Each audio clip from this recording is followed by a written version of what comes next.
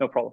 Okay, hello and good day, everyone. My name is Madani, and I will be one of the panelists today for this session on the resilience of the Antarctic Treaty System in the Anthropocene. I would like to welcome all of you to this SCAR 2022 conference with a theme on Antarctica in a changing world.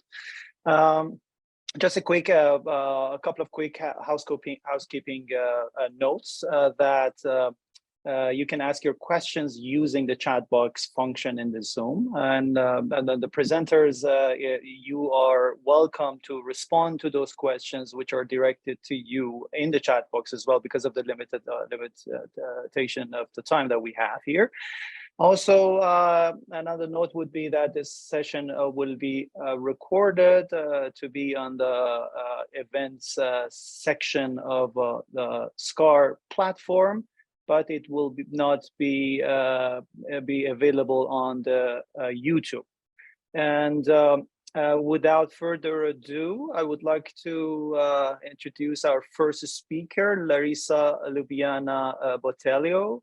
Larissa is a PhD candidate at Queensland University of Technology, and her main research area is modeling complex systems applied to ecology and environmental policy. She's going to speak on structure and dynamics of Antarctic governance within a 15-minute time limit. Thank you, Larissa, and the floor is yours. Thank you, Madani. So, my name is Larissa Botelho. I am a PhD student at the Queensland University of Technology. I am being supervised by Professor Michael Bold, Dr. Kate Helmstead, and Professor Carol Wilson. And I am undertaking my research as part of the Australian Research Council Special Research Initiative, Securing Antarctica's Environmental Future. Today, I would like to talk a little bit about the structures and dynamics of Antarctic governance and how we can use some mathematical tools to help us better understand this complex system. So throughout my talk, I'm going to talk a little bit about the structure of the Antarctic Treaty System and the Antarctic Treaty Consultative Meetings. I'm going to talk a little bit about its members and their roles in the decision-making process. I'm also going to talk a little bit about the official documents, since they are the data I'm going to analyze. After that, I'm going to talk a little bit about social network analysis as a tool to extract the hierarchical organization inside the Antarctic Treaty System. And lastly, I'll do a quick glance into the future about my future work with the Kuramoto model and the opinion change rate model.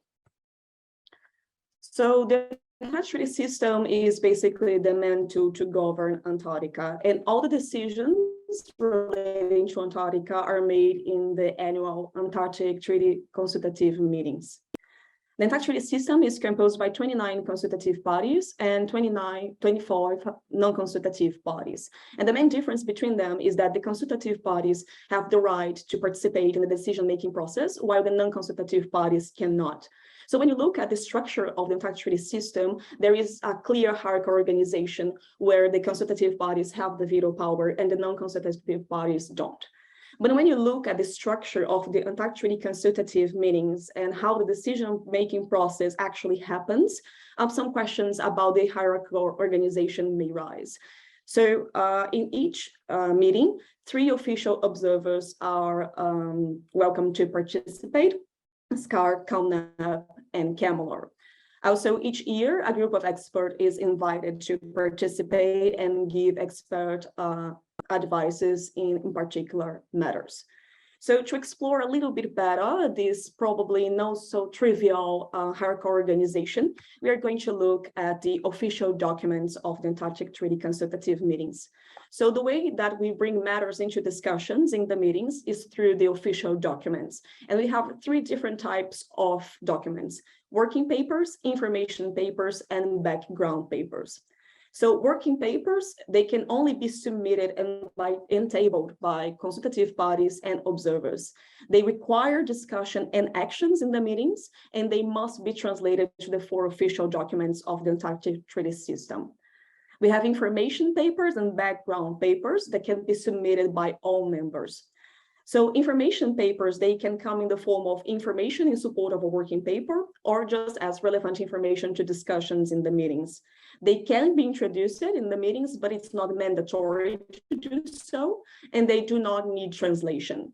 The background papers, on the other hand, they are not introduced in the Antarctic Treaty Consultative Meetings, and they are there just to formally provide information to discussions. So here, clearly, the working papers are the most important documents when bringing matters to discussion.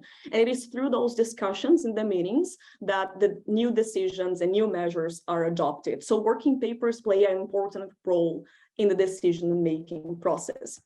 So when we look a little bit closer to the working papers, we can see that between 1961 and 2019, 2,409 working papers were submitted. And all those working papers, 2,290 had at least one of its authors as a consultative body, but only 14 had non-consultative bodies as one of its authors. So here we can see clearly that the consultative bodies are leading the discussions in the Antarctic Treaty Consultative Meetings and therefore leading the decisions.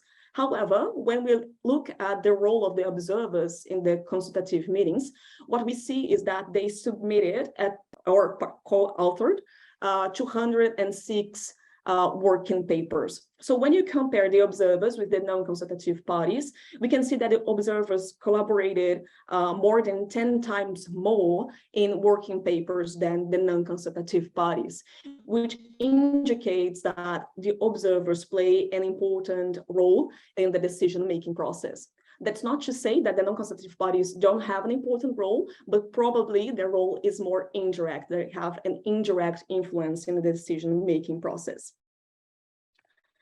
So to further explore this hierarchical organization, we are going to look at the network of collaboration in official documents.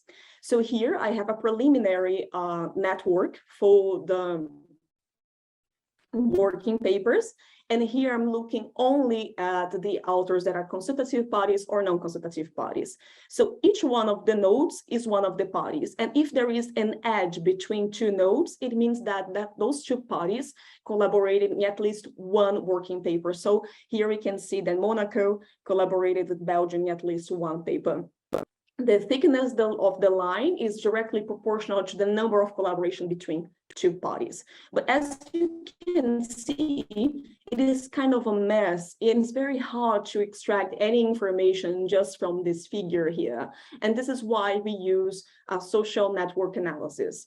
So social network analysis, as defined by Wasserman and Fols, is concerned about the relationships among social entities and the patterns and implications of these relationships. So in particular, I'm going to use the Salles-Pardo method to try to extract any hierarchical organization inside the network of collaborations. So to understand this a little bit better, let's take a quick look at this simplified network. So A, B, C, D, and E will represent a party, and an edge between them, the number of collaborations. So A and B collaborated once, A and C collaborated twice, and so on. So what the Salles-Pardo method does, it tries to subdivide your network into modules. So here we have two modules, the orange one and the brown one. So it tries to subdivide your network in modules, trying to maximize the modularity. And the modularity is given by this formula here. And what is important to note is that the modularity is directly proportional to the total number of links inside each module, which is to say that we try to put in the same module the nodes that have the highest number of links. So we can subdivide our network in different partitions and in different ways. So in partition 1, you can see that we have 2 different modules, while in partition 2, we have 3 different modules. And since we are trying to maximize the modularity, basically, in our case, is saying that we're trying to subdivide our network into modules in which the parties that collaborated the most are together inside of these modules. Very well. So here we have a preliminary result of the network of collaboration for working papers, looking only at the consultative bodies and non-consultative bodies. So here we have the heat map of the similarity matrix. The similarity matrix is associated with the probability that two different bodies will be put in the same module. So this darkest shade of blue indicates that two different parties are never put in the same module, while this darkest shade of red indicates that they are put in the same module with the highest probability. So what this figure is telling us is that we have three different distinct groups. And so in group 1, the parties that are inside of it collaborate more between themselves than they do with other parties from group 2 and group 3. So let's take a closer look at these groups. So we have here the countries in group 1, in group 2, and group 3. And what is remarkable is that in group 2, 8 of the 12 original parties are inside of this group, which means that the original signatories tend to collaborate more between themselves than with other parties, even other consultative bodies. Moreover, we can see that in group 3, basically all the South American countries are inside of it. So again, we have another cluster of collaborations coming from South America. And this can indicate a hierarchical organization in the decision-making process. So now what we want to do, now that we have this structure, is to actually extract the hierarchical organization inside of each one of these groups. And this is something that I am working on right now. Moreover, we can use the how internal factors and external factors can affect the hierarchical organization inside the Antarctic Treaty System. So in particular, I'm going to look at how the hierarchical organization changes within topics of the official documents. And I'm going to add the observers and the experts inside of these networks to see if they change the hierarchical organization and the topology of my network, meaning that I'm trying to extract what is the real role of each one of the participants of the meetings in the decision-making process. I'm going to look at some external factors like geopolitical crisis, international relationships, historical, political, economic, and scientific leadership, how each one of them can change and reshape the hierarchical organization of the treaty. And lastly, I would also like to look at the peer-reviewed scientific articles, trying to see if there is a global patterns of collaborations within the scientific community and the Antarctic Treaty System. So if the collaborations mimic each other. So the reason why I want to make these analyses and extract those things is that I can understand how internal factors and external factors can affect the political dynamics of the Antarctic Treaty System, because I want to build a model that can reproduce these dynamics. So to do so, I'm going to do an adaptation of the Kuramoto model. So the Kuramoto model is a synchronization model, and synchronization is a very important phenomenon. You can see how synchronization is fundamental for basic brain functions. Synchronization can happen also in flashing of fireflies, and we can use synchronization of laser rays in order to increase the effective output power. So the Kuramoto model is composed by any coupled phase oscillators that have their own natural frequencies, but are coupled by a coupling constant that attempts to synchronize them. So in a very simplified way, we can imagine that the Kuramoto model is composed by two pendulums or harmonic oscillators that are oscillating in their own frequency in a way that they are not synchronized. And then we are going to apply a coupling constant between these two pendulums until we reach this coupling constant threshold for which the pendulums start to synchronize, so they are moving together. So the rule of decision inside the Antarctic Treaty System is consensus, and consensus can be thought as a synchronization process, but it's a synchronization of opinion. And so we have an adaptation of the Kuramoto model called the opinion changing rate model. And in this model, each oscillator is now an agent, and this agent can be individuals, institutions, countries. So in our case, each oscillator is now a party, a consultative party, a non-consultative party, an observer, or an expert.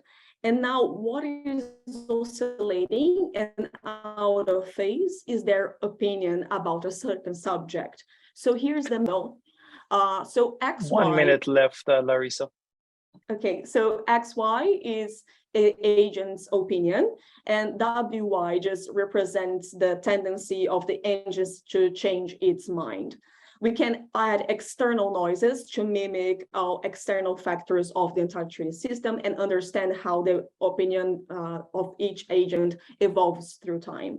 I'm going to do that so I can reproduce the political dynamics of the Antarctic Treaty System, make prediction about possible collaboration and support outcomes, and analyze if and how we can make the decision-making process more effective in 3 main ways. So the time it takes to make the decision, the time it takes for measures to be adopted, and how aligned the approved measures are with the predictions and concerns of the scientific community in a way that the parties and the scientific community can regulate each other.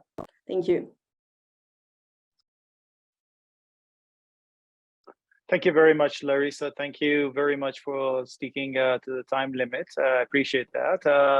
Without further ado, we will, and just a quick note that the questions part will be held right after the next presentation by our next speaker, and for a few minutes we have time for discussions. Our next speaker is Ayako Okubo. She is the associate professor at the School of Humanities at Tokai University, Japan. She's going to talk about interplay management in the Antarctic regime complex within the time limit of 15 minutes. Ayako, the floor is yours. Yes, thank you for your kind introduction, and I will share my screen. Excuse me, Larissa, can you? Okay, thank you.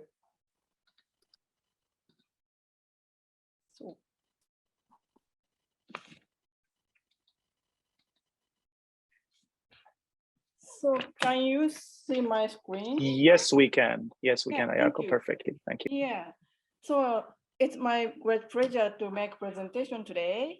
And I'm working at the Department of Humanities, Tokai University, and my campus is located in Shizuoka, and today very hot day. And I would like to talk about interplay management in the Antarctic regime complex. The terminology of regime complex was coined by Rastier and Victor, and generally it refers to an array of partially overlapping and non-hierarchical institutions governing the same issue domain or a spatial area. And Maggie and Howard illustrate the map of Antarctic regime complex. It includes various institutions inside and outside of the ATAs. And in this regime complex, the ATAs is very important part. And how to manage interplay among institutions is likely to have influence on the regime effectiveness, hereby the capacity to problem solving, and also on the resilience of the ATAs. So in this study, I analyzed how institutional interplay have been managed so far in Antarctic regime complex, focusing on some specific marine issues. And in this study, I looked into interplay management by applying the analytical framework developed by Overture. In this framework, interplay management is defined as any deliberate effort by related actors to address and improve the interaction among different institutions. And hereby 4 levels of management are distinguished. At first, interplay management relying on overarching institutional frameworks requiring decision-making beyond the interacting institutions. And then second, joint management involving efforts to coordinate activities of the interacting institutions and even to create joint rules. And thirdly, unilateral management by individual institutions without coordination. And then autonomous management by individual actors such as governments, NGOs, business actors, and so on in implementing international rules and norms. Then two modes of enterprise management are identified. At first, regulatory enterprise management is a mode where standards of behavior are determined by prescribing which rules to follow in the case of a rule conflict. And in the mode of enabling enterprise management, learning and capacity building are enhanced by means of cognitive elements such as communication, information, and knowledge. And it should be noted that the two modes are not necessarily inclusive or mutually exclusive. And the framework also specifies the three mechanisms of enterprise management. First, learning among institutions driven by information and ideas, and balancing competing interests and objects, and then enhancing synergies through policy dissemination and implementation support. So I'd like to move on the case study of the enterprise management between the Antarctic Treaty and UNCLOS.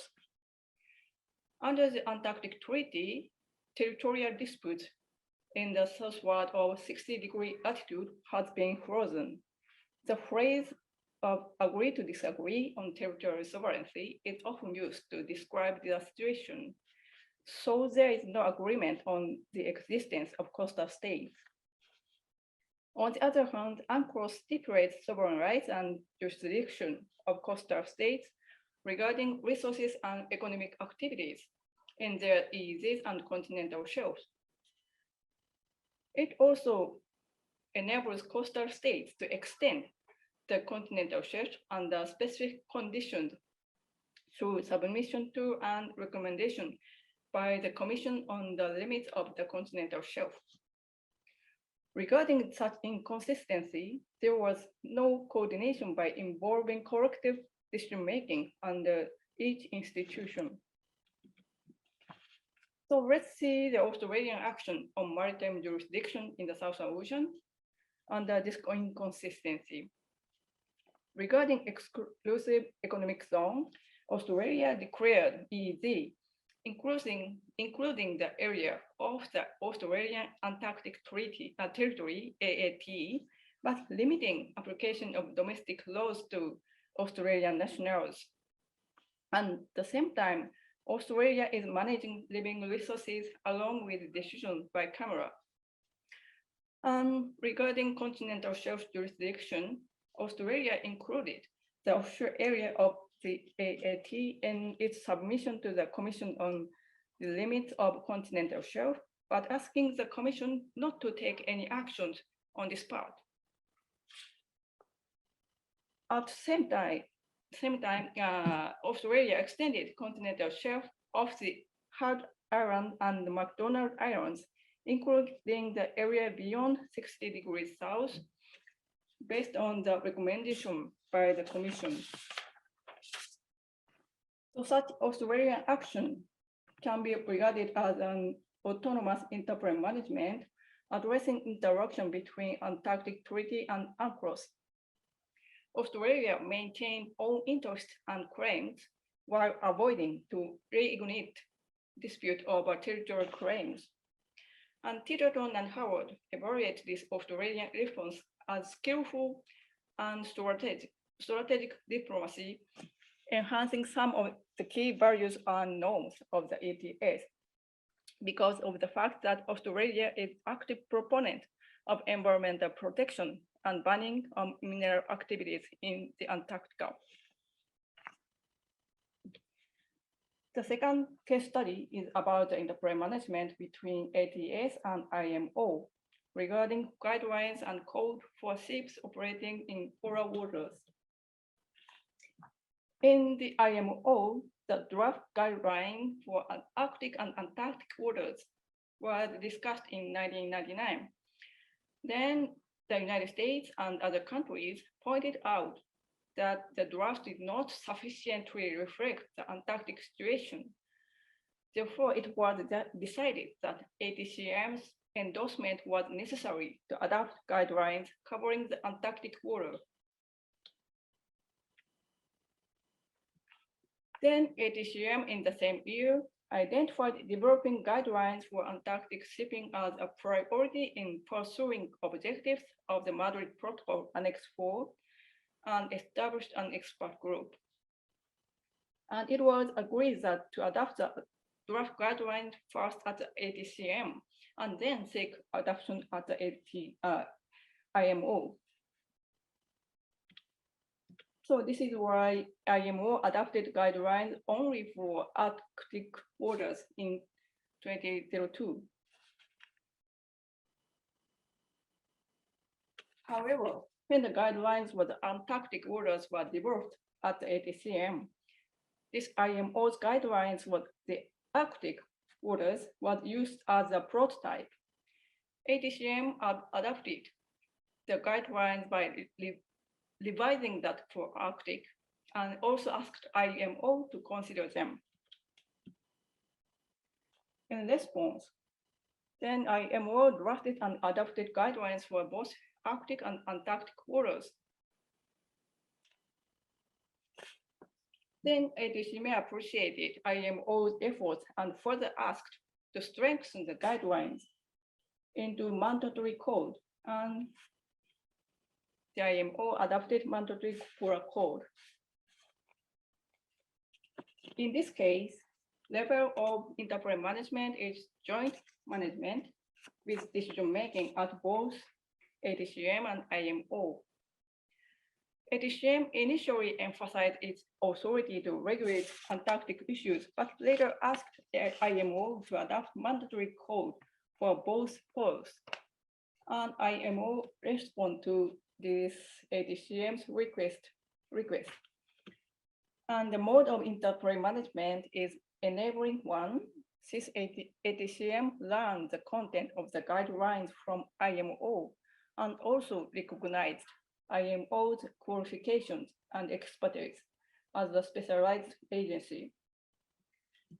And the mechanism of interplay management is learning among institutions driven by information and ideas.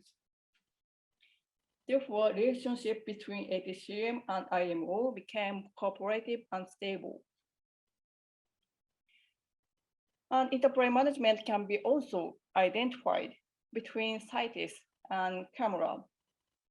It was triggered by Australian proposal to list Patagonian and Antarctic toothfish on Appendix 2 of CITES. At the camera, majority of members opposed to the Australian proposal, and camera confirmed its primacy in decision-making regarding Antarctic marine living resources, and also confirmed willingness to enhance measures to address IUU fishing. And it also welcomed further cooperation with CITES. In response, CITES confirmed CAMRA's principal role in toothfish conservation and encouraged CITES members to adopt catch documentation scheme of CAMRA. And Australia withdrew the listing proposal. Since then, cooperation between CAMRA and CITES has continued. In this case, we can observe joint interplay management by both CAMRA and CITES with coordination. Controversy over the Australian proposal resulted in collective decision-making to strengthen cooperation between CAMRA and CITES. And it can be recognized as regulatory interplay management because it determines that it is the authority of CAMRA to decide on management issues of the Antarctic marine living resources. And synergy between CITES and camera was enhanced through dissemination of camera's catch documentation scheme.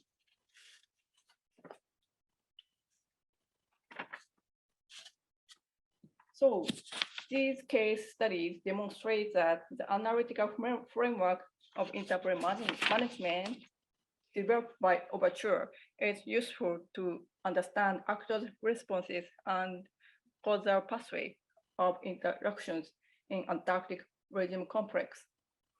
And in two cases of joint interplay management, the primary role of ATS in addressing Antarctic issues has been confirmed by global institutions. These case studies also demonstrate that initially competitive relationship between institutions may become cooperative and stable through mutual learning of each institution's expertise and qualification.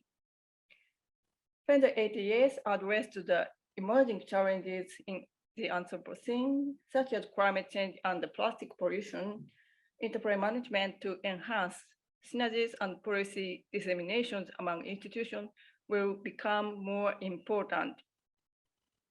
So that's it. Thanks for your attention. Thank you very much, Dr. Akubu, for the very informative presentation. We now have a few minutes for perhaps one question or time contingent for a second question. I now open the floor for any questions and comments from the participants or the presenters.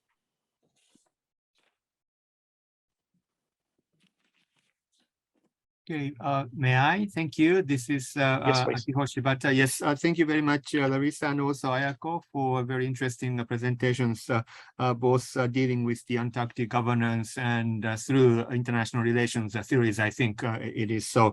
But very in a different perspectives. It seems like Larissa was looking at the governance at the, let's say, a micro level within the system and looking at the papers, whereas Ayako was more like a micro governance, looking at the regime interactions. I was a little bit surprised that none of you have touched upon the actual practice of states, both within the system and outside of the system. For example, from my old type of understanding of international relations, I thought basically we look into the diplomatic, papers and the actual practice in order to understand how the actors, including states, are acting. Are you actually demonstrating or depicting the actual Antarctic governance without looking at the diplomatic practices, just looking at the papers, just looking at the regimes? What do you think of that? Thank you. Okay, so yeah, I intend to look at the international relationship between the countries as an external factor of the Antarctic Treaty System. So as I mentioned in the modeling part, there is a place that you can add this external noise to your system. And that's where I pretend to put a concatenation of all the external factors of the Antarctic Treaty. And that can include, for example, diplomatic relationships. And so, yeah, I intend to look that a little bit further down. Yeah, the road.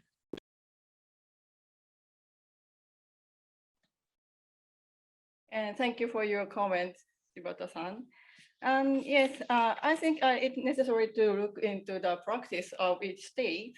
And in this case study, I just looking for the collective decision-making is existence or not. But of course, this is linked to the how each state dealing with the problem. So yeah, it is important to understand the connection with the diplomatic position and each country's implementation. But yeah, in this scheme, only looking at the interaction at the level of institution, or inconsistency at the institutional level. So I think the more comprehensive understanding will be important if we want to enhance the actions or decision making in future. Thank you. Thank you, Professor Shibata and the presenters. Any other questions?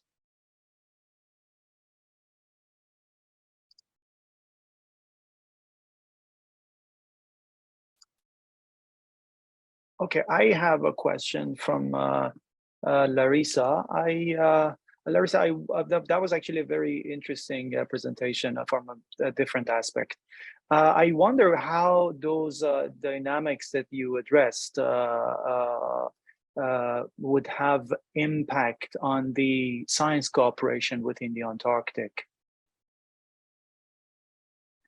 Well, thank you for your question. So you mean how those dynamics can affect the scientific part of, so for example, the scientific publications about Antarctica?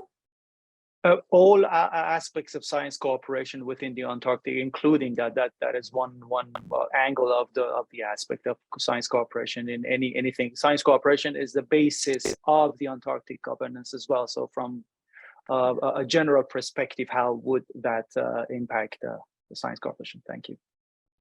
Thank you. Yeah. So this is a very interesting question.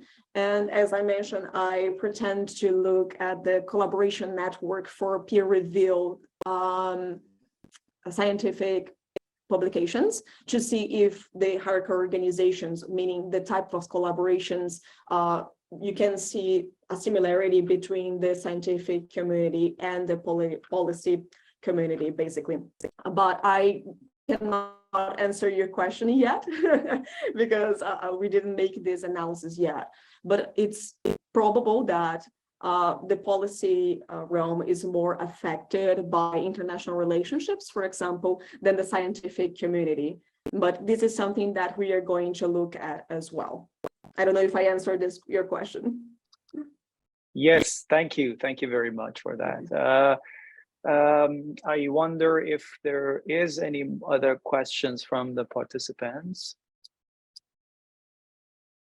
or else we can. Yes. Yeah. Okay. Yes, I think we have up to 40. Like yes. 3 more minutes for this. Okay. Maybe one more follow-up comment, maybe to Larissa. I think. Looking at the papers, the working papers of the ATCM does reflect a certain aspect of the governance, what's happening, in the room for the governance. But at the same time, if you go through the reports of the ATCM, you see other countries actually interacting very actively without submitting any papers, and there is a certain collaboration amongst certain types or groups of states. For example, I participated as a Japanese delegation many times, and Japan is one of the countries, original parties who are less, inclined to submit papers, but they are very active on the ground. On certain issues, and of course, and in specific topics like bioprospecting, for example, Japan collaborates very actively with certain countries behind the scene, and also in the room. So that's why I mentioned looking into diplomatic papers and diplomatic practices behind the scene would actually reflect, what's happening and what is the collaboration with regard to the Antarctic governance, for example, on the issue of bioprospecting. So that's my comment. But if you have any responses to that, I appreciate that. Thank you. Yeah, thank you so much for your comment, Professor. Yeah, I will probably, up in this comment and take a closer look in those documents. Looking at the official documents is a first approach to the problem to try to understand what factors actually drive the dynamics inside the treaty, but it's certainly, they don't capture all the dynamic. So yeah, that's why I am proposing to build a model alongside the network analysis. So yeah, there are certainly things that they cannot capture, but in relating to one of the topics that you mentioned, we pretend to reproduce the same network of collaborations for each of the topics, just to see if the hierarchy organization change within topics because of that, because some countries, although they don't have a huge number of papers, they have a concentrated number of papers inside each topic. And so this hierarchy organization can change within the matters inside the Antarctic Treaty. So we are going to reproduce the same analysis, but for each topic. But again, I appreciate your comment. I'm certainly going to look a little bit further into those documents.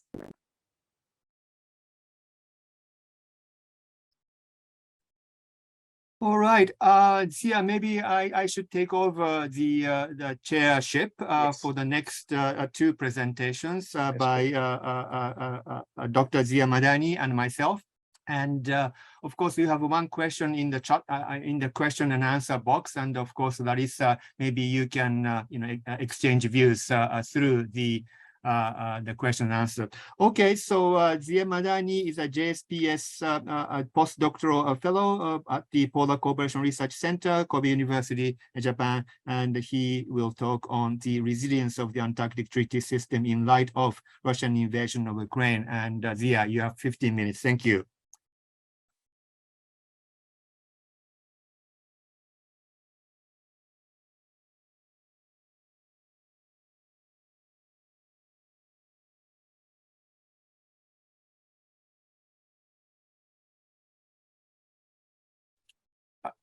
Yes, sorry, I was on mute. Yeah, sorry. Yeah.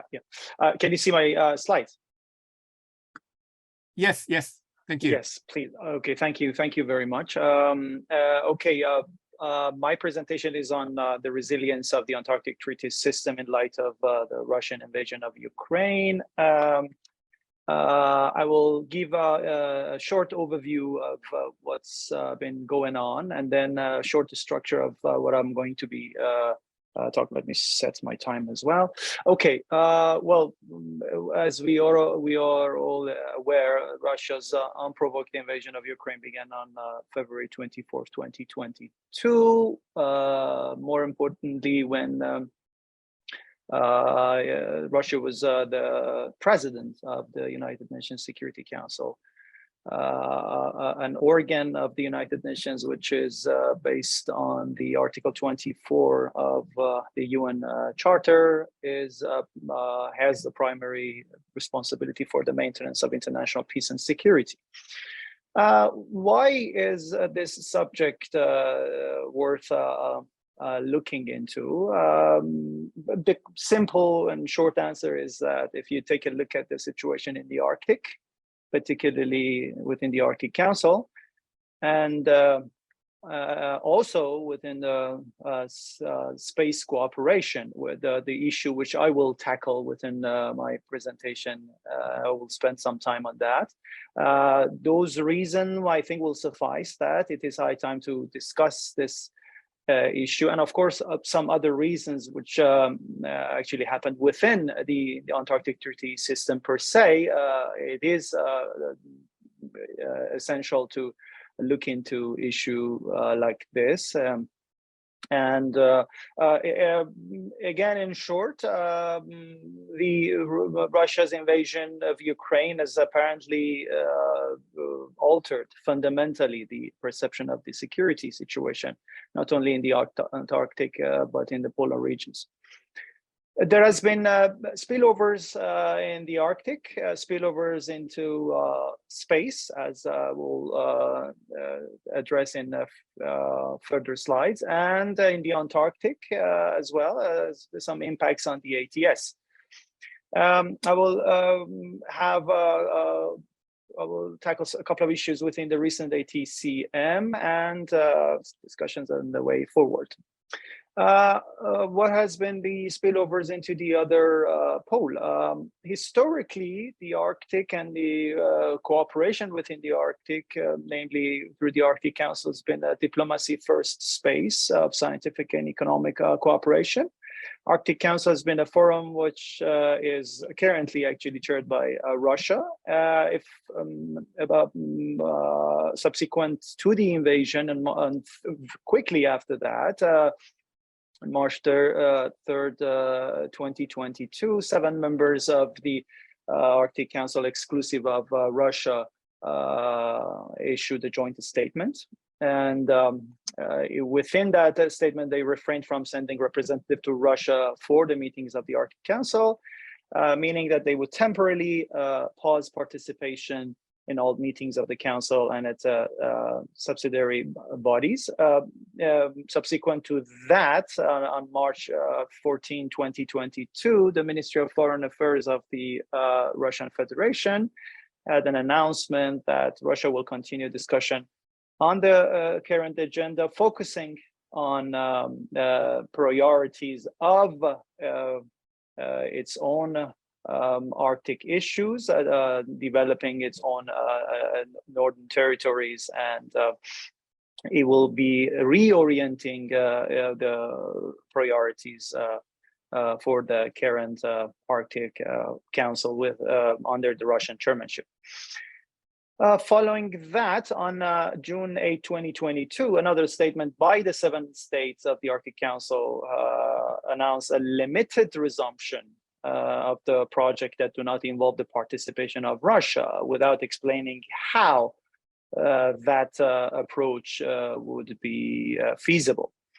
Well, Arctic Council activities as a result of this whole issues paused indefinitely. For example, joint longitudinal studies and monitoring of the Arctic environment summarily defunded.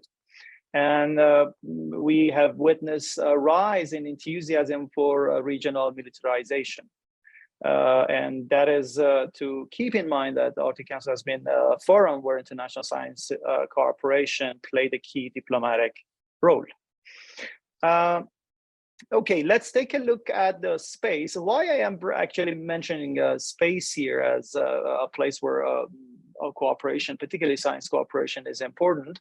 There are many scholars that believe that the cooperation within space and the polar regions, particularly or namely in the Arctic, have been there are commonalities between them. So I just mentioned one here, Michael Byers in his paper called "Dark and Dangerous International Cooperation in the Arctic and Space." Uses this term, which is he actually borrows from the Office of the Legal Advisor of the U.S. State Department, for the reason that the issues related to the Arctic and space within that legal department have been jointly being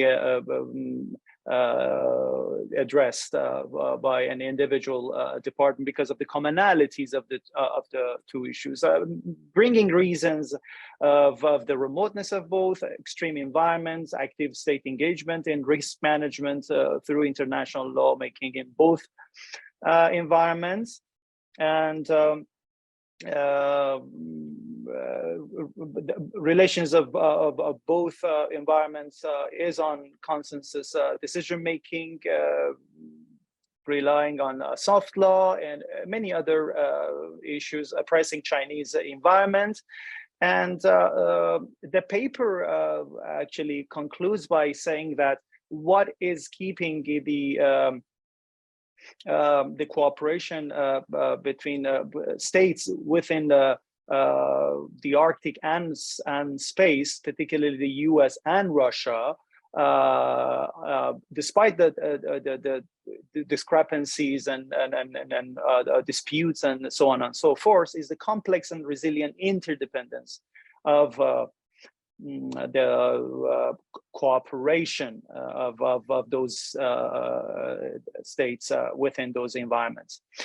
A recent, however, a recent development and update of this current situation is you can see on the right-hand side, which Russia is planning to pull out actually of the International Space Station after 2024, and will focus on building its own orbital outpost. Which comes after the reactions and tensions caused by the invasion of Ukraine, and this is despite the fact that the two states and of course others involved in the issue have cooperated in space even at the height of the Cold War. There are many examples, and that had actually helped improve the relationship between the US and former Soviet relations. So if you take a look at the left-hand side again, you can see that the Antarctic is well to fit in any of those bases and reasons for the commonalities between the Arctic and space, which can also be used as basis for science cooperation within the Antarctic as well. Moving on, let's see what have been the spillovers into the Antarctic and the impacts on the ATS. Yes, for the impact, I will suffice by showing you a slide that all the pictures I've used in this slide have been snapshots actually from the website of the National Antarctic Sciences Center of Ukraine. And this would be a one glance showing that the impacts of this Russian invasion to Ukraine have been on the Antarctic in actually one glance, dealing with how member countries of the ATS reacted to the invasion, the difficulties that followed by the difficulties for the expeditions of the Ukrainian scientists following the invasion, and so on and so forth. I wouldn't go into the details through these slides, but these are some of the impacts that you can see. Most important of the spillovers is what we witnessed in the recent ATCM in Berlin, which had the theme of from science via policy to protection. So we witnessed what we witnessed was the strong reactions to Russian invasion of Ukraine from the majority of the members, if not all of them. They called Russia to put an end to the war against Ukraine. They mentioned that this is a breach of international law and contrary to the spirit of the Antarctic Treaty, and so on and so forth. So this was this reaction, but the most important of which is was that in the history of the ATCM's final report wasn't adopted by consensus. So this is something that is important and is worth looking into. Now, my final slides. What are the prospects and of this invasion of Ukraine, and how this would impact the resilience of the Antarctic Treaty System? Well, there is no doubt that the invasion of Ukraine has been and still is a gross violation of international law. And states, all states, including states that are active within the Antarctic Treaty System, need to utilize all the available means in international law to make Russia stop the ongoing invasion. But in the meantime, solutions to deal with the pressing critical global issues shouldn't be disregarded. It shouldn't be overlooked. The most important of which is climate change. That per se can lead to severe situations, including but not limited to armed conflicts, food security issues, mass migrations, so on and so forth. The way forward, I call it, these few sentences, the Antarctic governance through the Antarctic Treaty System, just like the Arctic and space, relies greatly on cooperation. And I think what the most actually critical thing is the interdependency and multi-dependency of states to cooperation in certain areas. In this case, science cooperation, or in certain regions like Antarctic, and on certain issues will lead into having a resilient cooperation, and that really resilient cooperation may result in a resilient governance regime. So perhaps with that, maybe we need a different approach to address issues like cooperation in the science cooperation in the Antarctic, as well as in the Arctic, and take approaches not to inflict more harm at such critical moments when science cooperation is actually more needed because of the pressing issues in the global arena. I thank you very much for listening, and Professor Shibata, the floor is yours. And I will stop sharing.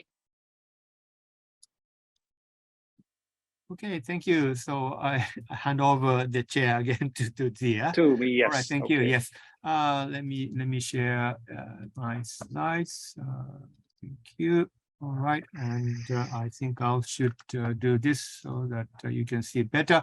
Well, thank you very much. So my name is Akiho Shibata, and I'll talk on the aggression and the Antarctic Treaty System and the end of Antarctic exceptionism. Thank you very much for this occasion.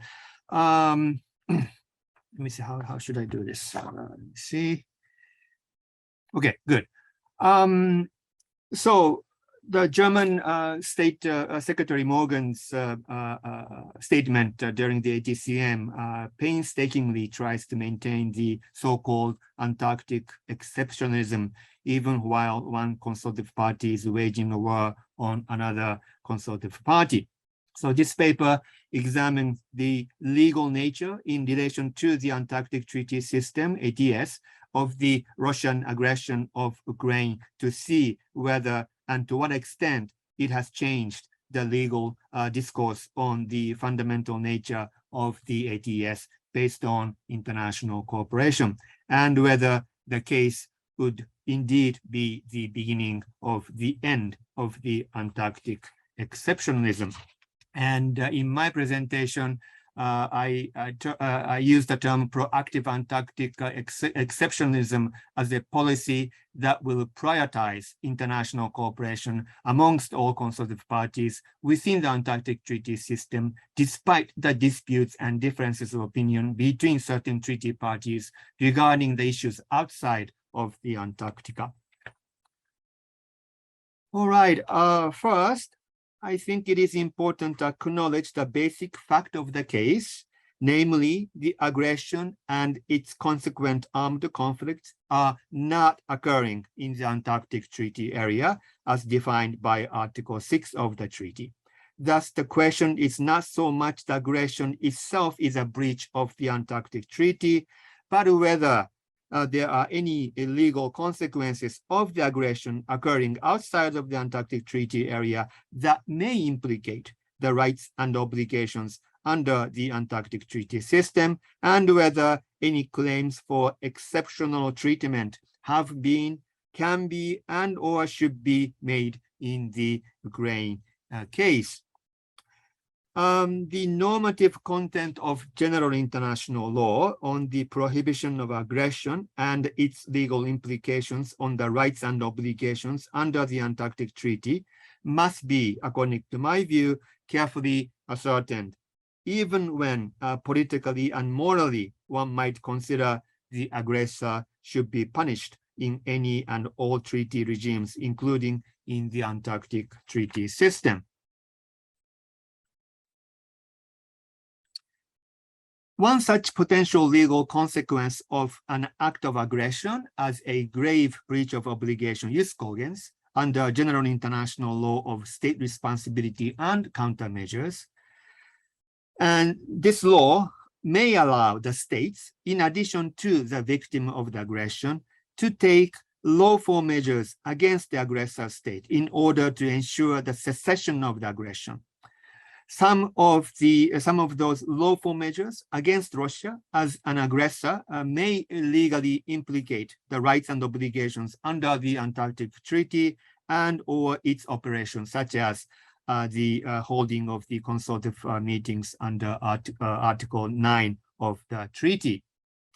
And indeed, Ukraine government, in its information paper number 85, Rev 1, submitted to the Berlin ATCM, suggested possible responses by the Ukraine and other consultative parties against Russia, and I have indicated 3 of them here. Those measures, if actually implemented, may implicate the Antarctic Treaty, and their legal reasoning and appropriateness must be carefully examined. It is reported in the Ukraine's government homepage that the United States had already announced during the 44th ATCM to take some of those actions, including not supporting Russia's chairmanship in the working groups of the ATCM and the denunciation of 2012 US-Russian Memorandum of Understanding on Antarctic Cooperation. I have not verified this information, and if any audience knows the precise fact of the case, especially whether US actually denounced the 2012 Memorandum of Understanding. Second, in order to proceed with in our analysis, I'll go to the next slide. We will need to analyze the legal structure and nature of the rights and obligations as provided in the Antarctic Treaty, particularly from the perspective of the Antarctic exceptionalism. More specifically, number 1, whether the legal implications on the Antarctic Treaty are actually implemented inside of the Antarctic Treaty area or outside of it. And number 2, whether the rights and obligations being implicated can be bilateralized between Ukraine and Russia and or characterized as erga omnes partes towards the right side of the table. Legally permissible measures against Russia that are implemented inside the Antarctic and by all the consultative parties to the Antarctic Treaty are, by their nature, more onerous adverse effect to the proactive Antarctic exceptionalism. So this arrow actually shows that more onerous nature of the measures. Thus may be the beginning of the end of Antarctic exceptionalism. Based on those preliminary observations, this table shows the result of such examination. This table summarizes the potential legal implications of the Antarctic Treaty parties taking lawful measures under the treaty against Russian aggression and their significance to the concept of Antarctic exceptionalism. So let's take some examples. Okay, so you see the circle there.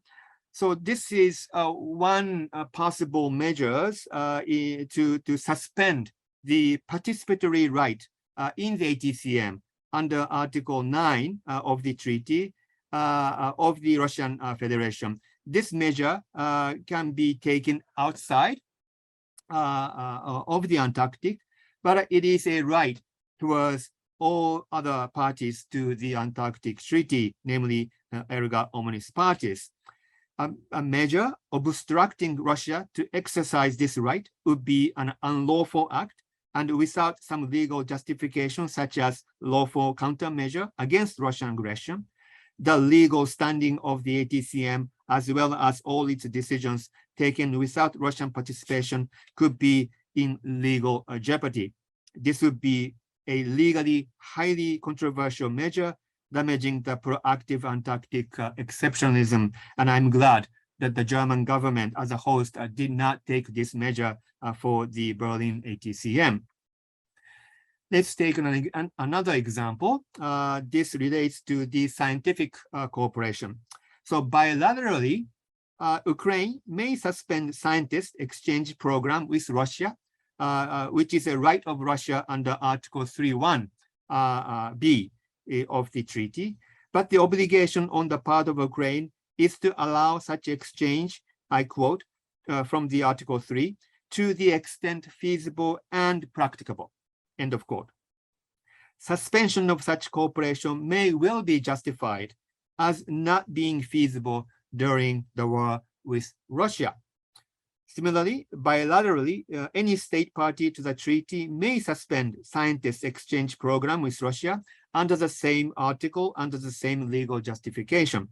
The denunciation by the United States of its 2012 Antarctic Cooperation MOU, if it has actually happened with Russia, if such denunciation itself is legally permissible under the law of treaties, this would not raise legal implications as regards Article 3.1 because it is a exchange obligation to the extent feasible and practicable. However, at the same time, these lawful measures are undertaken inside the Antarctic against an action of a party occurring outside of the Antarctica, and there will be some political impacts on the policy of Antarctic exceptionalism. The third example is more thorny one. This is the right to designate inspectors and the obligations to accept those inspections. So a legally thorny issue may arise as to the Russian right under Article 7.1 to designate an observer for the inspection. The designation itself will be done outside of the Antarctic area. It's here. And this Russian right to designate seems to be opposable to all parties. So it's here, can I see it? This right actually corresponds to the other parties' obligations on the left side of the table under Article 7.2 to make its stations open to Russian inspectors, and under Article 8.1 not to impose its jurisdiction over the Russian inspectors, both inside at the stations and in Antarctica and outside of the Antarctic in the courts of the other countries. Russian right to designate an inspector may be rejected bilaterally, for example, by Ukraine, when the names of such inspectors are informed through diplomatic means and declare not to allow Russian inspection of its station, ship, and facilities. These rejections and non-allowance are not permitted under the treaty and requires some legal justification, perhaps as a countermeasure and or a suspension in part of the treaty in relation to Russia based on the fundamental change of circumstances. Other treaty parties may also reject and do not allow Russian inspection, but the legal justification would be much more difficult, being not a direct victim of the aggression. So I didn't circle those possibilities in this table. These measures will have profound adverse implications on the policy of Antarctic exceptionalism. Of course, the best way to implement the Antarctic exceptionalism in this particular context of inspection regime would be to trust Russia not to invoke its right to designate inspectors during the Ukraine crisis. So, tentative conclusions. Under general international law, Ukraine and other consultative parties to the Antarctic Treaty may take lawful measures against Russia as an aggressor state that may implicate the rights and obligations of the Antarctic Treaty.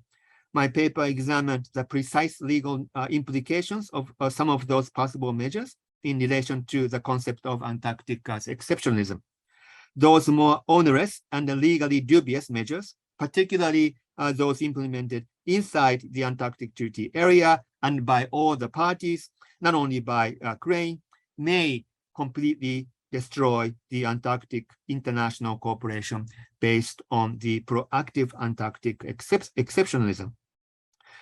The proactive Antarctic exceptionalism is a policy, again, that will prioritize international cooperation amongst all consultative parties within the Antarctic Treaty System, despite the disputes and differences of opinion between certain treaty parties regarding the issues outside of Antarctica. However, considering taking those measures that may implicate rights and obligations under the Antarctic Treaty in relation to an act occurring outside of the Antarctic Treaty area is already a deviation from the proactive Antarctic exceptionalism. The Russian aggression of Ukraine may be considered so serious that a considerable number of consultative parties consider some concrete actions must be taken even within the ATS. The political démarche, the walkouts during the Russian statement in the ATCM plenary session at the Berlin session demonstrates such a political atmosphere, although the legal implications of such walkouts are almost none. This paper's legal analysis on other potential measures by the Ukraine and other consultative parties against Russia will assist the policymakers in the future in objectively and legally assessing the seriousness of such measures so as to consciously take a political decision how far they are willing to deviate from the proactive Antarctic exceptionalism.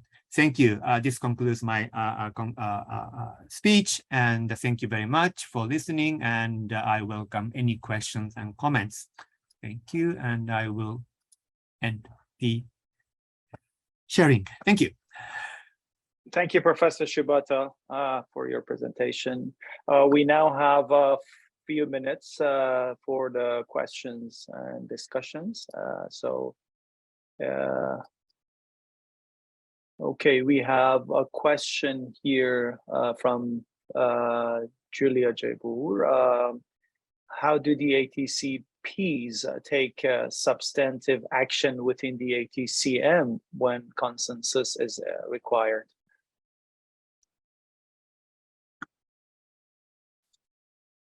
Professor Shibata, would you like to? You think this might be addressed to me? Thank you. Yeah, well, maybe both. Okay. We can. All right. Okay, Julia, thank you very much. Yes. Now, in my presentation, at least, I was talking about the measures that might be permissible under general international law, and that is a right of a country. Therefore, those measures either taken individually by Ukraine, for example, individually by certain parties, they can be taken without any authorization from the ATCM. And so in that case, those measures that I mentioned in my presentation will not need a authorization or any approval or consensus by the ATCM. One tricky question or a measure that I mentioned is the possible suspension of Russians' participatory right for the ATCM. Now, as I said, this right, according to my view, is a right of Russia towards all the consultative parties. Therefore, in order to suspend this right of Russia to participate in ATCM, that measure, according to my view, must be taken by all the parties except for Russia. So in that sense, it is not a consensus in the sense that Russia is not needed. However, all the other consultative parties, according to my view, would need to take a decision, because if Russia does not participate in ATCM, there will be no interactions with any other country. So in that sense, that decision will probably need a agreement amongst all the consultative parties except Russia. And of course, that will be very difficult in the actual context. Thank you. Okay, thank you, and I will also try to answer the question in my own presentation context. I think the issue of decision making has already been an issue even prior to the current circumstances of the invasion of Ukraine by Russia. So I think within the context of the Antarctic Treaty System resilience, before we reached to the point of the invasion of Ukraine, consensus decision making was an issue which per se needed to be addressed for several other reasons, including the rise of the numbers of the participants, active participants within the Antarctic Treaty area. So that is one side of the question. The other side is that, again, in the context of my presentation, I think science cooperation is of more of a texture of a soft law. So within that context, if we take a decision-making consensus, decision-making in order to reach to an agreement where keeps the participants and members of that agreement compliance to the decision made, I think that is we need to perhaps separate that from the issue of consensus decision making, at least in the area of science cooperation, which is to me more of the success story, to say that the least, is of having a texture of soft law. I hope we both managed to answer your question, Julia, and thank you very much for that question. Any other questions?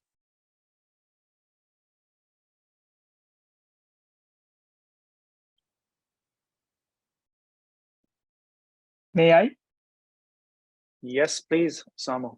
I have one question to Zia. Your presentation using the term resilience, and I have a question. And how do you think the meaning?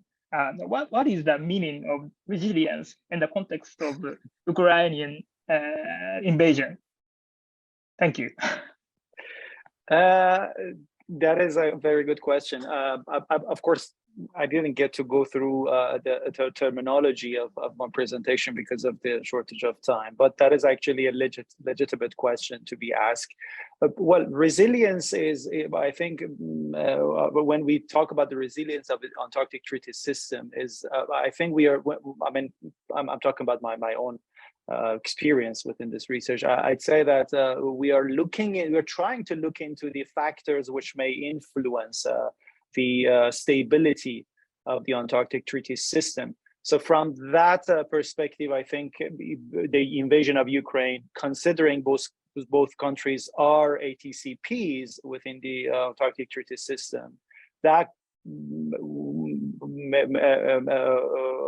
would or may, to say the least, impact the Antarctic Treaty System resilience in that context. And of course, this would be, I think, maybe the most limited type of context of the resilience of the invasion of Ukraine. There are other ways of states participating in the Antarctic, being also members of the United Nations, and have obligations, rights, and the freedoms within the according to the United Nations Charter, and other ramifications of general international law will also get into actually influenced by such circumstances. So yeah, within I try to address the issue within that context. I hope I answered the question.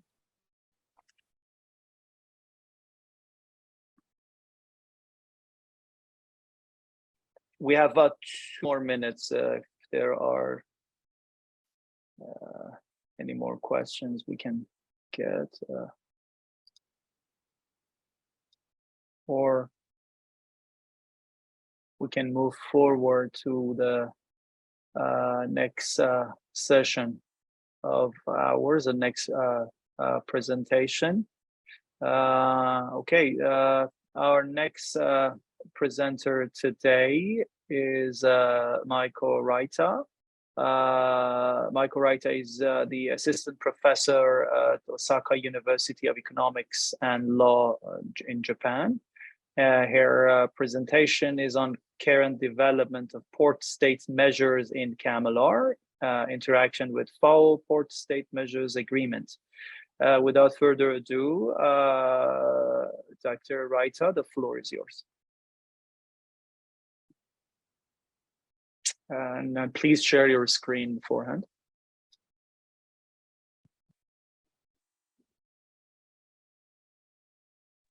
Okay, thank you, Chair. So please wait a bit time.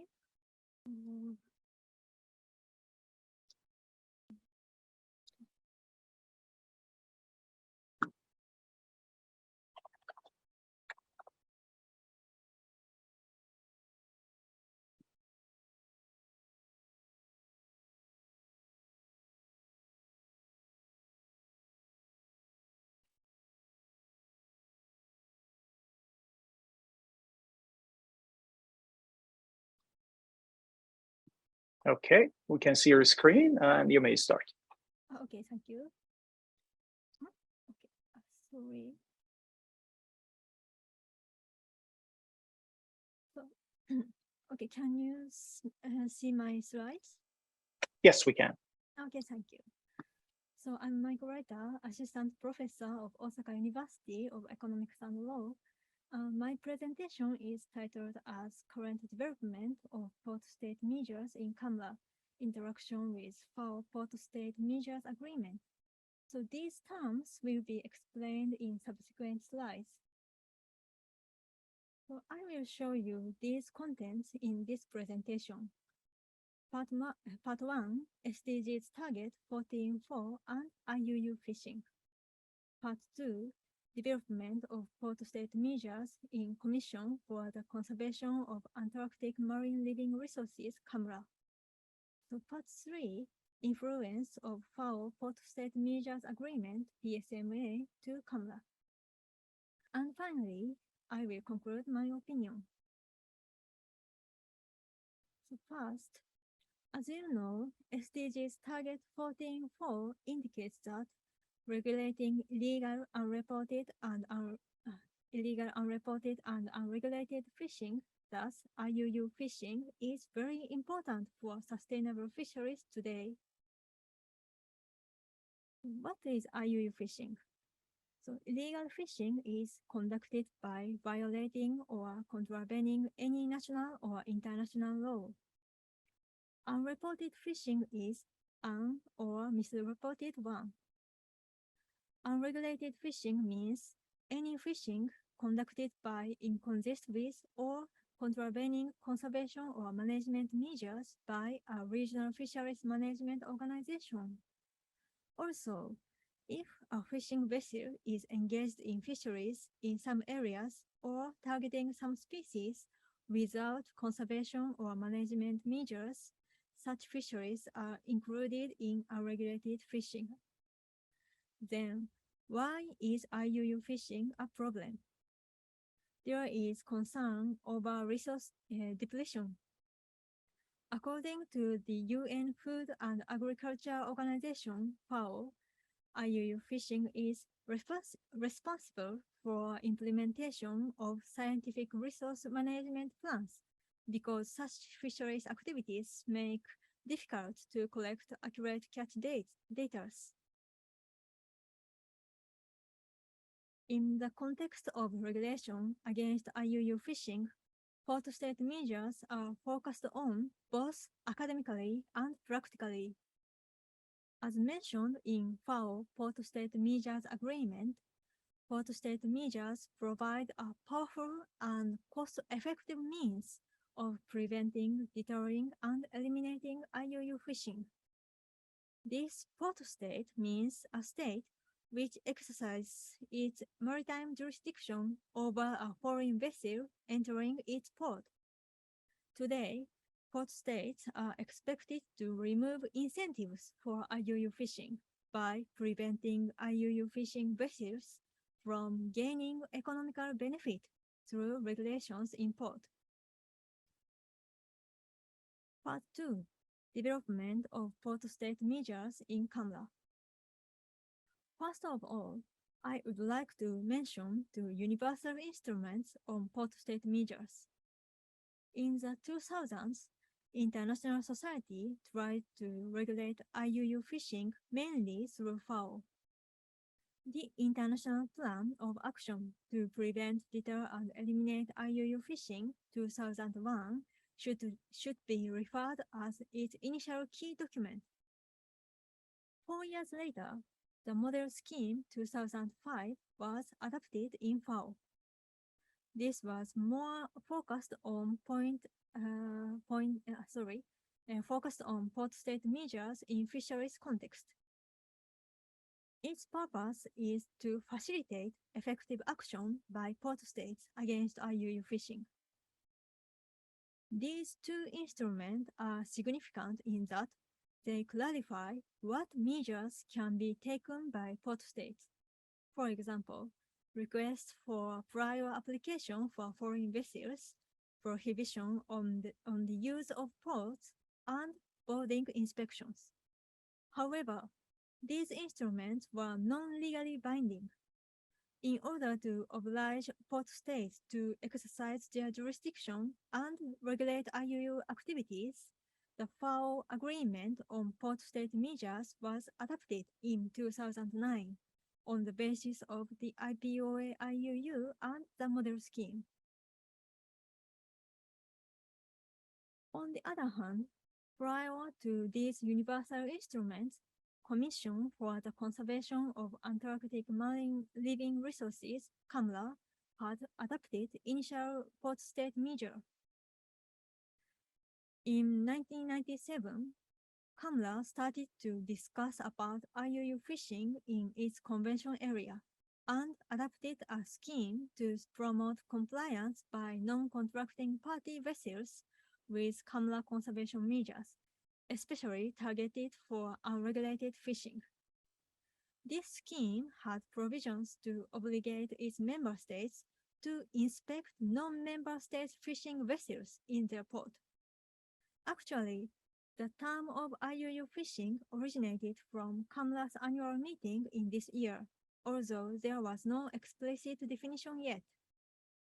At that time, only Northwest Atlantic Fisheries Organization, NAFO, had adopted a similar scheme in 1997, as well as CAMLA.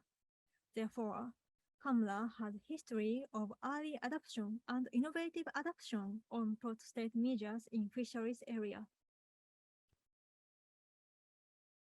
CAMLA also ensured specific implementation of the FAO PSMA. For example, Article 13, Paragraph 2 of the FAO PSMA provides that each party shall, in carrying out inspection in its port, make all possible efforts to avoid unduly delaying the vessels to minimize interference and inconvenience. In CAMLA, its conservation measure 10.3 has already set the inspection period as 48 hours since 2002, when this conservation measure adopted. So it can be said that while the FAO PSMA provisions appear to be left the discretion of each country, such provisions are expected to be implemented specifically through regional fisheries organizations such as CAMLA. So part 3, influence of FAO PSMA to CAMLA. Now, I present CAMLA's latest measures regarding the FAO PSMA as follows. At first, Conservation Measure 10.3, 2019. This document has comprehensively provisions for implement of port state measures by CAMLA member states. In addition to this, conservation measure 10.6 and 10.7 have the IUU vessel list. CAMLA annually reviews available information, including member sighting reports on IUU fishing activities, and it has established the IUU vessel list. Vessels included on these lists are deemed to have engaged in IUU activities. If a listed vessel seeks entry to CAMLA member states port, the state shall deny port access in principle, according to Conservation Measure 10.3, paragraph 6.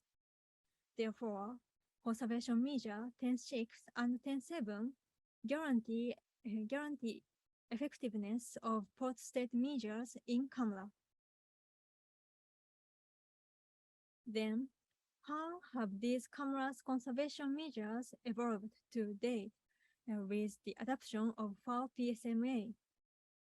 I would like to focus on the port entry mechanism, which has built from IPOA IUU to FAO PSMA. Before adoption of FAO PSMA, CAMLA's conservation measure 10.3 only said contracting parties shall require vessels to provide advance notice of their entry into port and to convey a written declaration that they have not engaged in or supported IUU fishing in the convention area. So there were no format and no indication how advance notice and a written declaration should be provided. But in 2008, CAMLA undergone its performance reviews prior to the conclusion of negotiations for the FAO PSMA. In the reviews, CAMLA stated that it gave consideration to adopting appropriate provisions of the FAO scheme as soon as it had been finalized. After that, the same year as the adoption of the FAO PSMA 2009, CAMLA amended its conservation measure 10.3 based on two proposals. One was by Australia, New Zealand, and EU. The other was by the US. This amended conservation measure had a detailed provision on port entry mechanism. According to its paragraph 4, CAMLA member states shall require vessels seeking entry to their ports to provide the information contained in the pro forma in its annex and to convey a written declaration. And member states also shall require the vessels to do at least 48 hours in advance to allow adequate time to examine the required information. As my slide shows, the amended conservation measure had application formats which member states refer to and significantly which was based on FAO PSMA regulations. It means the minimum standard for port entry is shared between FAO PSMA and CAMLA.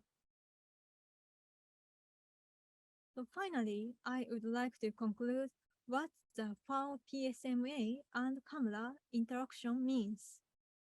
My answer is, at first, this interaction has contributed to formulate minimum standards for port state measures in international fisheries law. Secondly, it began to be able to apply the minimum standards to states beyond the framework of its legal binding instrument. Thus, in principle, the standards established by treaty or international legal binding instrument are only applicable to its parties. However, CAMLA's development to fill gap with the FAO PSMA makes uniform standards as legal obligations. For example, China is a non-contracting party to the FAO PSMA yet, but it is a member state of CAMRA. Therefore, these minimum standards on port state measures are applicable to China, and then China has an obligation to take port state measures through CAMRA's legal framework. From a viewpoint of necessity for effective and universal port state regulation against IUU fishing, and also necessity for denying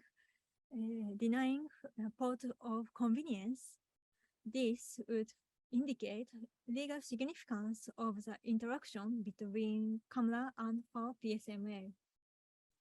So thank you for your attention. Well, thank you, Dr.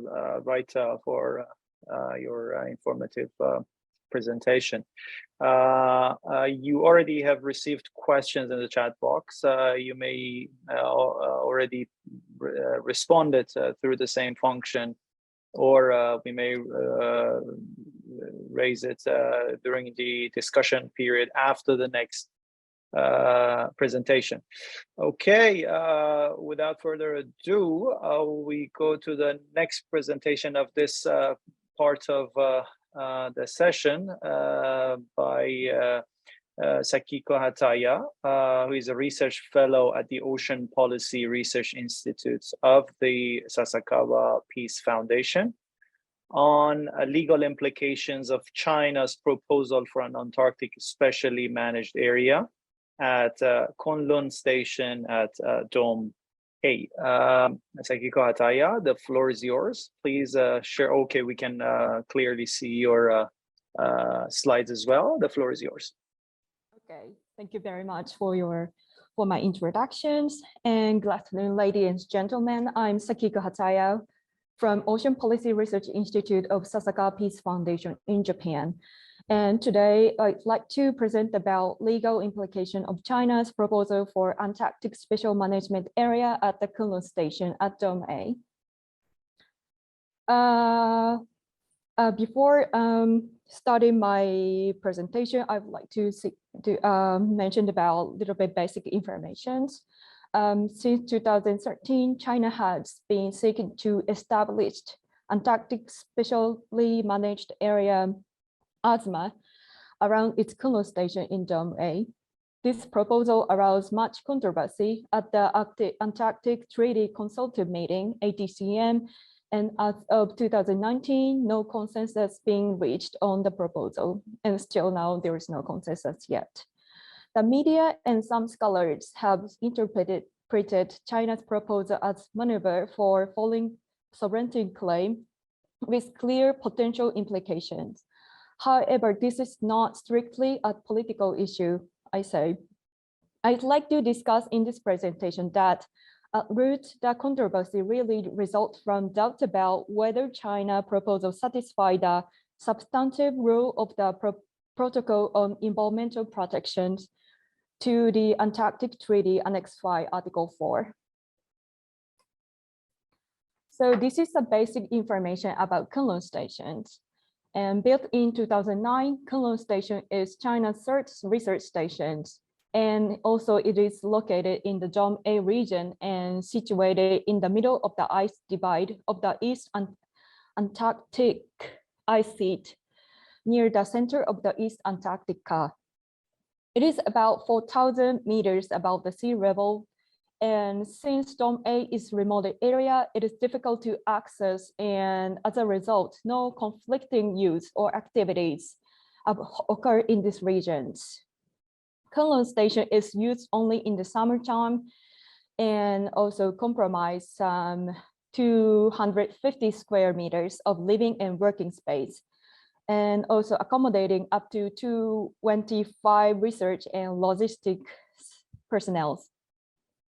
The station is home to projects such as astronomical research and also meteorological observation, and also radar surroundings and ice coring. Dome A is one of the best locations on Earth to carry out astronomical observation.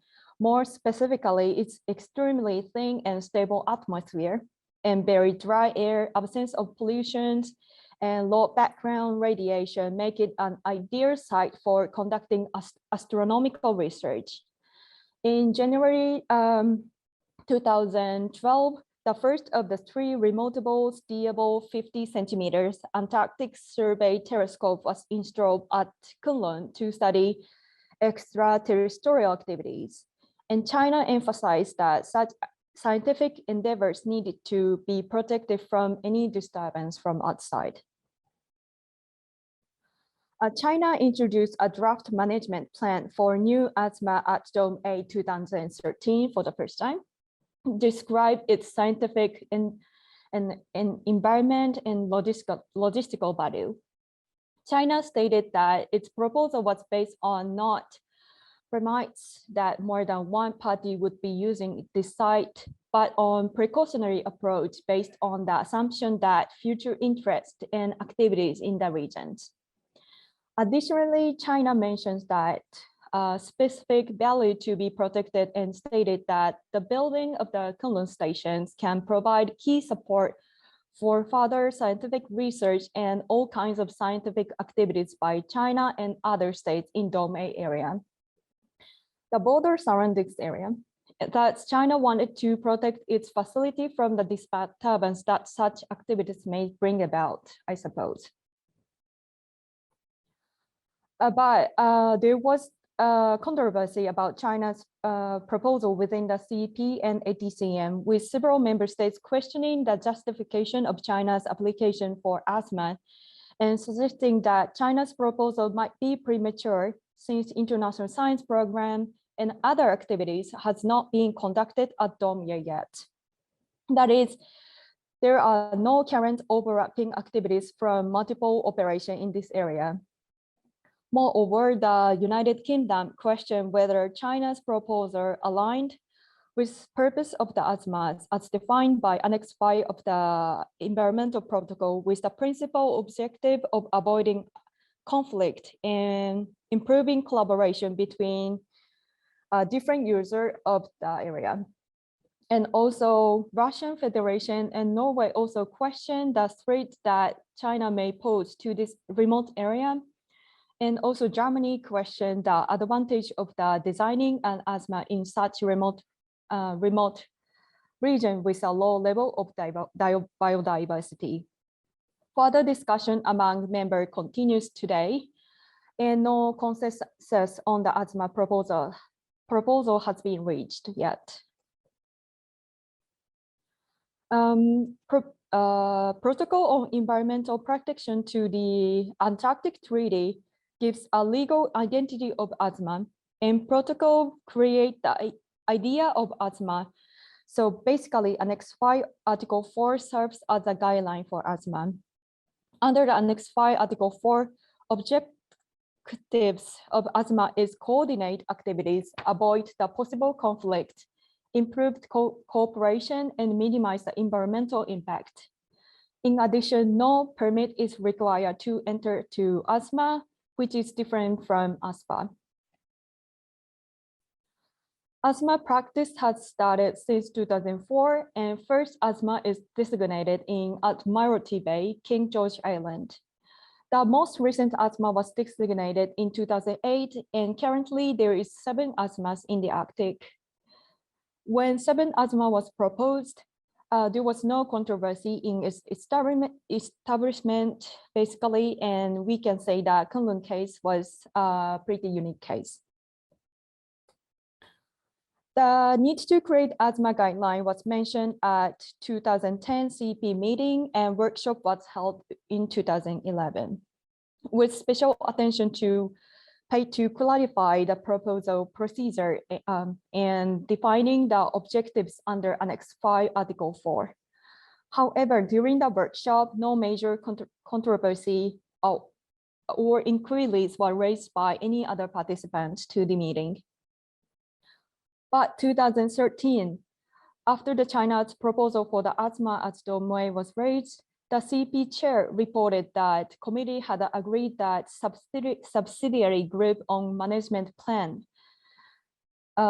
should address the need for guidance material for establishing ASMA. and preparing and reviewing asthma management plan in the intersessional period.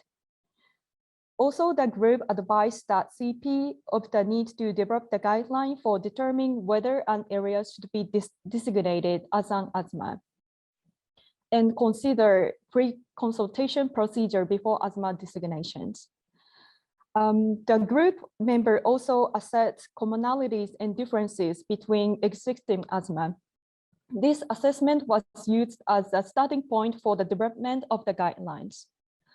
However, the group also expected that challenges. First, the group pointed out that preliminary assessment of the potential asthma was unclear. And also, second point was it was difficult to understand the process and considerations behind the assessment. They continued discussions, and as the fruit of the discussions, guidance for assessment and area for potential Antarctic specially management area designation and guidelines prior to assessment process for designation of ASPA and asthma was adopted finally. They contained two main features worth nothing. The guidelines clearly state that the designation of asthma requires first consensus of all Antarctic Treaty Consultative parties, and also second, this consensus derives from the appropriate process governed by explicitly and systemically formulated procedure standards. Now I'd like to do a little bit contrastive study between Kunlun Station and other stations. And I'd like to raise asthma 1 and asthma 5 for my presentations. First, asthma 5 was designated in 2005 and proposed by Brazil, Poland, Ecuador, Peru, and United States. Many activities have already started when they proposed asthma, so it was necessary for managing environmental impact. In addition, 5 states have implemented research program in the district already. So I'd like to say that they were already a number of the stations and visitors in the area prior to submission of the proposal. And also it is needed to assist in planning and coordinating various activities, including science, logistics, tourism, etc., for avoiding conflict that may arise, as well as to minimize the environmental impact. So from this point, the proposal to designate asthma 1 fulfill the requirements set forth in Article 4 of Annex 5 of the Madrid Protocol.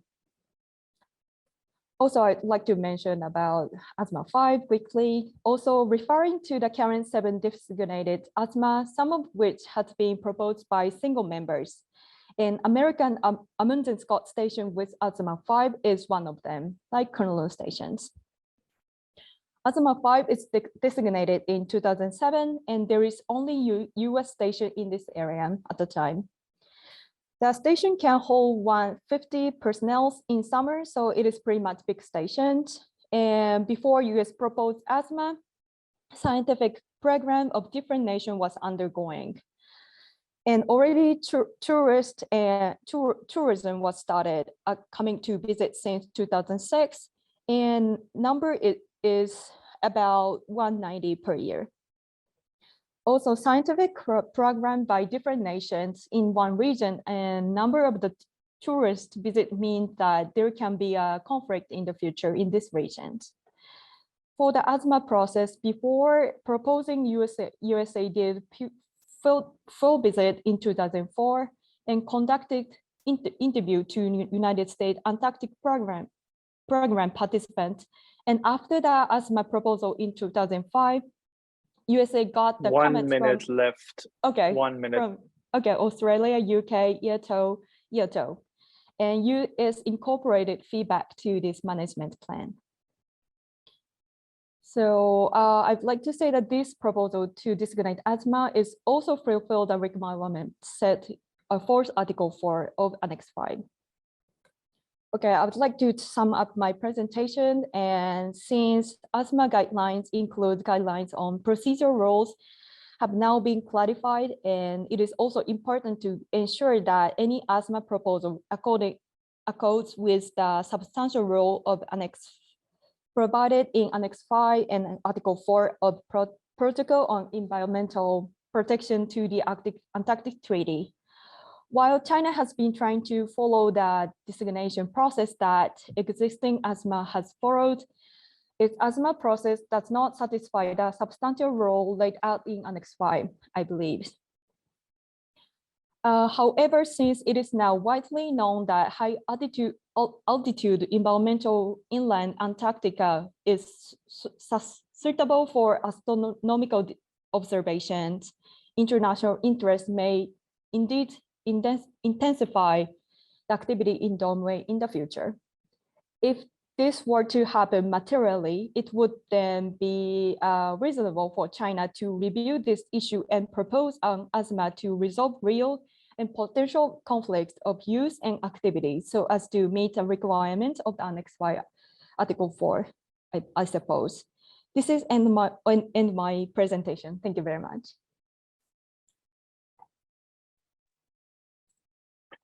Thank you. Thank you, Ms. Ataya, for your presentation. I now open the floor for the participants to ask questions and comments and for the discussions. This was our last presentation of this session. We have approximately 10 minutes until we wrap up this session. So if you have questions or comments, you can ask here. In the meantime, I can start with the questions that already been written in the chat function. Question for Ms. Hataya. Two questions, actually. One is the Dome Fuji station of Japan is located at Dome F, like the Kunlun station of China, but has there ever been a proposal or discussion to install ASMA in those area? And then the second question, maybe you would like to ask respond to them together. Second question is, you mentioned ASMA 1 and ASMA 5 in your presentation, but were there already visitors or programs activities conducted in the area prior to the submission of the proposal? Please go ahead.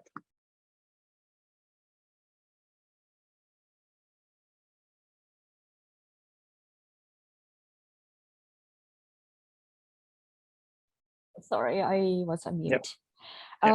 Thank you for your questions, Raita-san, and I'd like to answer the questions. The answer is, until now, Japan has not planned to be designated asthma in Dome Fuji regions. But I say that with current station, Japanese Dome Fuji station have some similarity between together. And first, in terms of the locations and scientific activities, Japan Dome Fuji station shares some similarity with Kunlun stations, since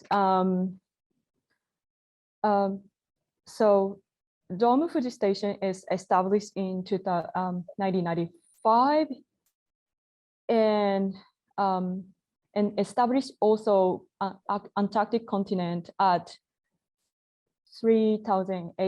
about 3,000 above the sea level, and it is also like one of the major dome of the Antarctic ice sheet.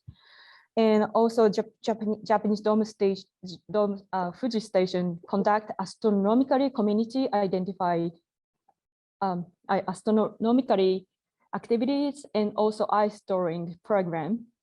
So I say it's pretty much like similar to Kunlun stations, but again, Japan, I have never heard that Japan has not planned to be designated asthmas in that region.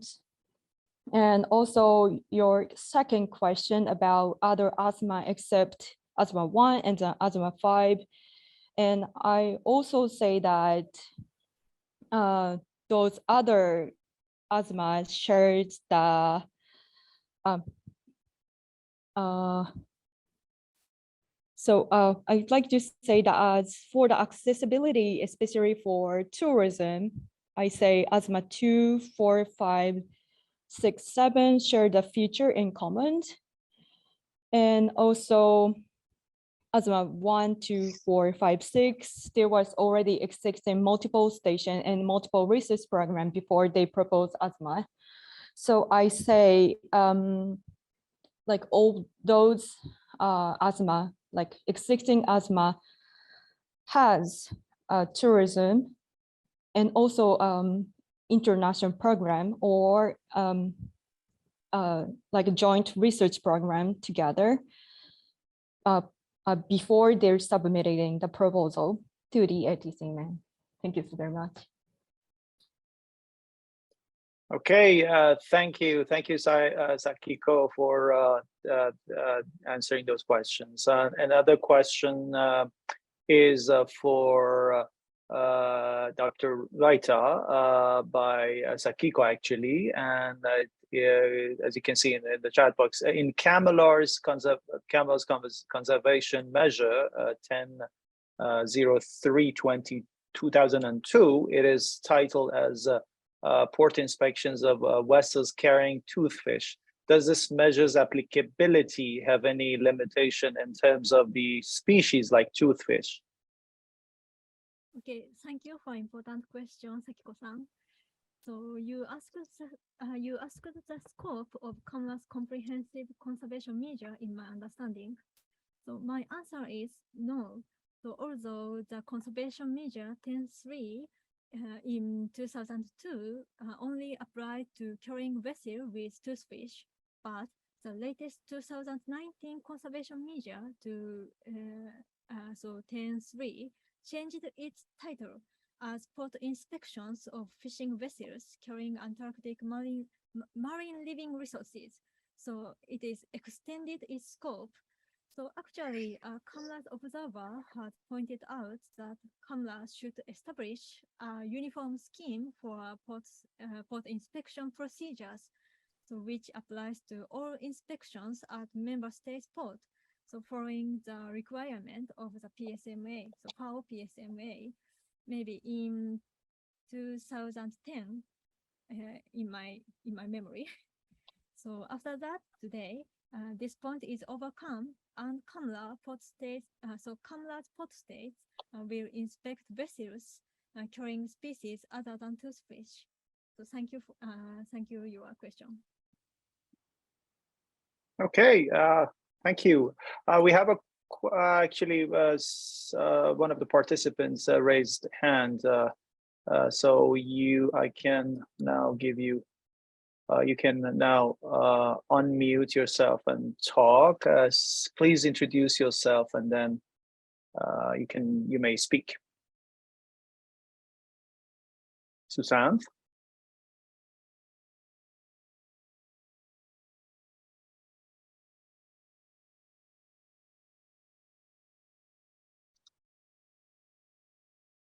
Okay, I don't think.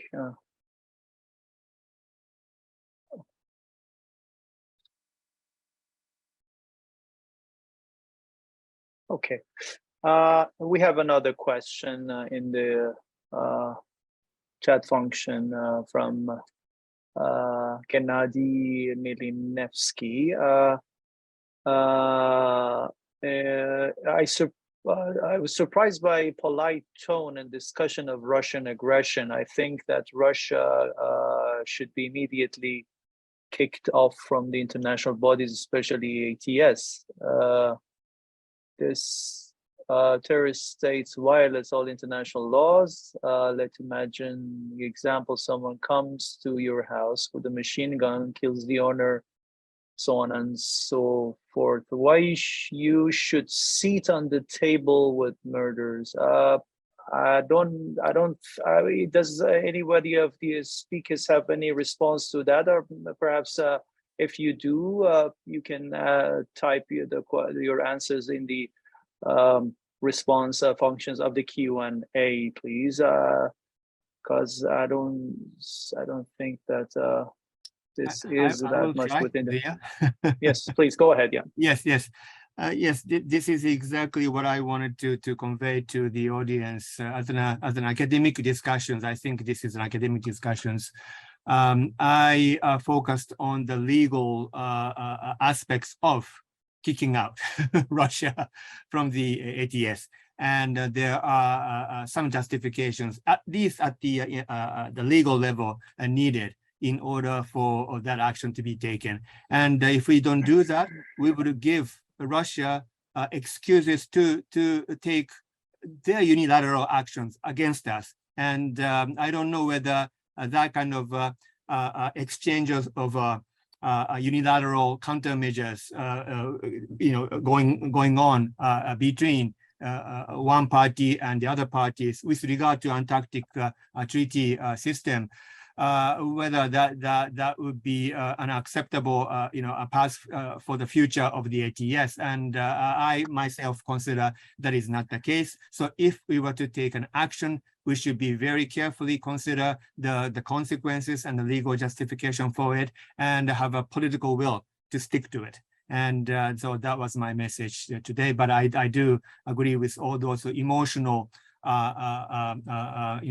things behind this issue. I do agree with that. Thank you. Okay, thank you very much, Professor Shibata. It's 4 o'clock, JST, and so we have come to the end of this session. I don't see any questions or comments in the chat box or Q&A or elsewhere, or I don't see any raised hands. So with that, I would like to thank all the participants and presenters for interesting and informative presentations, as well as the stimulating discussions followed by the presentations. I thank you very much, and I wish you good luck in your endeavors, and please keep partaking in the SCAR OSC 2022 sessions. With that, I will. Yes, please go ahead. Can I ask all the panelists, the speakers, to put your, how do you say, the video Camera on, and maybe we take the how do you say, the screenshot of the. Yeah. Can you do that? That's a very good idea for us? Yeah, we can. So this video will be available on the virtual platform, but this video will not be available for public through the YouTube. So please bear that in mind. Thank you. Okay, just a second.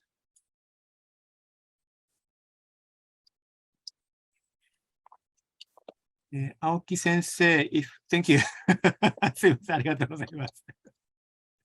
Okay, so yeah, could you take a few of them, and maybe yes. Smiling and just a second. But thank you again from my part for all the speakers, and it's very interesting sessions, and I hope we can continue discussions in some other forum. Thank you very much. Please smile, everybody. Smile. Thank you.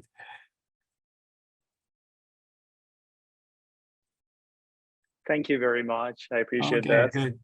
Thank you. Good luck. Yeah. Good luck, everyone. Thank you.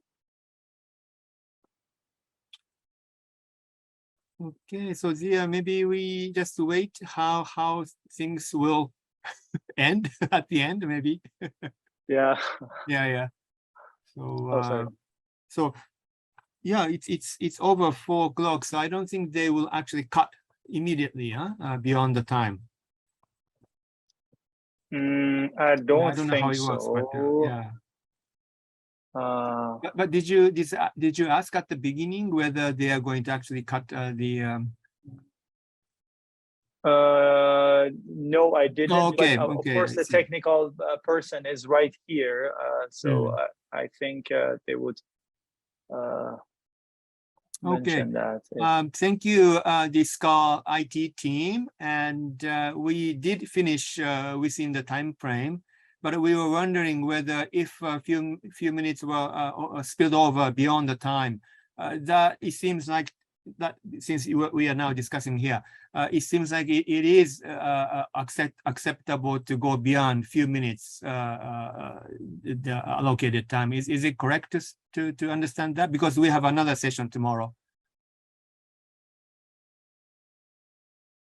Maybe they're not hearing. Yeah, maybe they're busy with other things. Yeah, But, busy with other things. Okay. Yeah. Yeah, but it seems like they don't cut it immediately. Yeah, he's here. I heard something. Okay. Yes, that's true. You can beyond the time.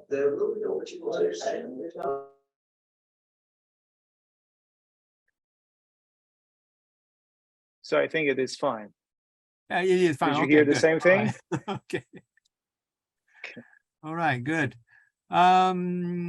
では、明日、先生、よろしく、私ももちろん入ってきますけれども、大体こう、勝手が分かったと思いますので、よろしくお願いいたします。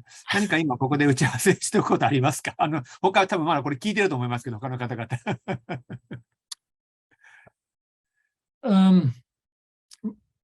特に私はありません。なんというか、私がだいぶ、異色ですけれども、まあ、なるようにしかならないかなと思います。稲垣さんに期待しております。すみません。いや、質問をするときに、なんか、口頭で質問してもらうみたいなことを言っておられたんですけれど、結局、QA 機能っていうのを使ってやってたんですけれど、確かにね。